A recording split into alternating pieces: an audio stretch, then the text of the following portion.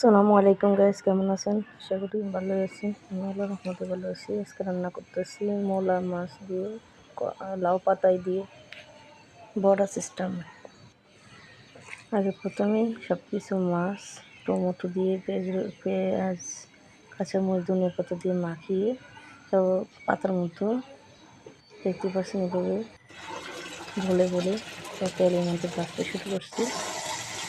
তারপর উল্টে দিচ্ছি যাতে না একসাথে না লাগে। তারপরে দেখেন মতো ফাইনালি হয়ে গেছে, কিন্তু আলু পাতাটা পুড়ে গেছে না বলতে, এর ভিতরে মাছগুলো একদম সুন্দর, সেই দেখতে পাচ্ছেন যে এরকম কি সুন্দর হয়ে গেছে। আসলে অনেক মজা লাগছে, আমি পেয়েছি। আমি আজ জীবনে 5টি বানাইলাম, দেখি তো মানুষের বানানকে আমিও দেখি একটু কীরকম লাগে, পরে খাইছি। আল্লাহ হাফেজ। আমার পেজটা পড়লে যদি বলবে না।